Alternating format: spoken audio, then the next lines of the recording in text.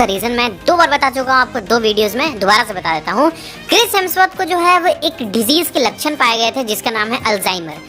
Alzheimer एक ऐसा disease है जिसमें लोग जो है वो चीज़ों को भूलने लगते हैं, यानी कि ब्रेन की वर्किंग कैपेसिटी यानी कि वर्किंग कंडीशन जो है वो धीरे धीरे खराब होने लगती है। लोग चीज़ों को भूलने लगते हैं, फिर लोगों को भूलने लगते हैं, फिर धीरे धीरे भूलते भूलते वो इतना ज़्यादा सब कुछ भूलने लगते हैं कि ब्रेन जो है वो बॉडी फंक्शनिंग करना तक भूल जाता है और वहाँ पे बंदे की डेथ हो जाती है। तो क्रिस हेम्सवर्थ को सिर्फ और सिर्फ इसके लक्षण पाए गए थे, इस वजह से उन्होंने एक्टिंग करियर से कुछ समय के लिए लीव लिया है। वो अपनी फैमिली के साथ टाइम स्पेंड करना चाहते हैं। हाँ, क्रिस हेम्सवर्थ जो थॉर कैरेक्टर को प्ले करेंगे, लेकिन अल्जाइमर डिजीज अगर उनका बढ़ता है तो हो सकता है कि दिक्कतें आए, या फिर अगर ठीक हो जाता है पूरी तरीके से तो हो सकता है क्रिस हेम्सवर्थ आने वाले टाइम में भी थॉर कैरेक्टर का रोल प्ले करते रहेंगे। तो ये सबसे बड़े रीजन थे कि क्यों क्रिस हेम्सवर्थ जो है थॉर कैरेक्टर से जाएंगे, और थॉर 5 मूवी के आने के चांसेस इसी वजह से 50-50% है। अगर उनका अल्जाइमर ठीक हो जाता है और अगर स्टोरी अच्छी होती है तो ही थॉर 5 मूवी आएगी, वरना थॉर 5 मूवी नहीं आने वाली है। साफ साफ क्रिस हेम्सवर्थ ने खुद ही ये बात बोल दी है। और अगर मूवी आती भी है तो आप इस मूवी को एक्सपेक्ट करना कि 2026 के आसपास ये मूवी आएगी,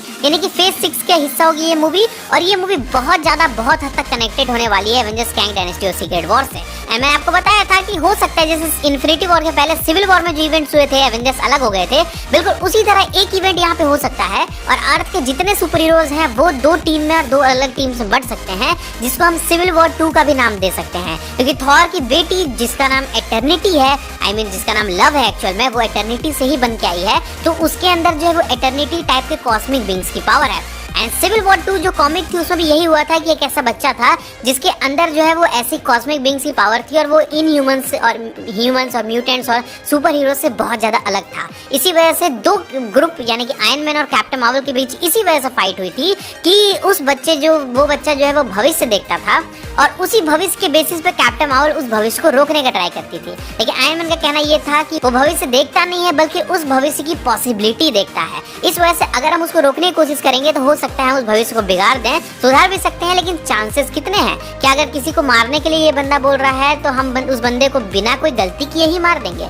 इसी बात पे सिविल वॉर 2 हुई थी। तो यहाँ पे हो सकता है कि एटर्निटी के पास भी ऐसी पावर्स हो। थॉर लव एंड थंडर के बाद ये सबसे बड़ी थियरी थी कि एटर्निटी यानी कि जो उसकी बेटी है लव, उसी कारण कैप्टन मार्वल और थॉर के बीच में एक सिविल वॉर हो सकती है। तो देखते हैं आने वाले टाइम में होता क्या है। सिविल वॉर नहीं होती है तो एवेंजर्स कैंग डायनेस्टी और सीक्रेट वॉर्स में थॉर का एक बहुत बड़ा और बहुत मेजर रोल होने वाला है, क्योंकि कैंग डायनेस्टी मूवी के अंदर में हमें कैंग के मल्टीपल वेरिएंट देखने को मिलने वाले हैं। और आपको क्या लगता है जो भी एवेंजर्स जितनी भी टीम है अभी एमसीयू में, वो कैंग के एक वेरिएंट को भी ढंग से नहीं रोक सकते अगर वो फुल पावर में हो तो। ये आपको याद होगा, भले एंटमैन ने क्वांटम रियल में कैंग को रोक दिया था, लेकिन उसके पीछे रोकने का रीजन ये था कि उसके पास पूरी पावर्स थी ही नहीं कैंग के पास, और ऊपर से जो है वो कैंग अकेला था। लेकिन सोचो कैंग के जो हजारों लाखों करोड़ों वेरिएंट जब आएंगे तो उस समय कितना बवाल मचने वाला है। इस वजह से वहाँ पे थॉर जैसे कैरेक्टर को होना होगा। और मुझे जहाँ तक लगता है कि थॉर जो है सीक्रेट वॉर्स के टाइम में सब कुछ खत्म करते हुए, सब चीज़ों को हराते हुए थॉर की कैरेक्टर की डेथ हो जाएगी अगर क्रिस हेम्सवर्थ उस कैरेक्टर को आगे प्ले करना नहीं चाहेंगे तो।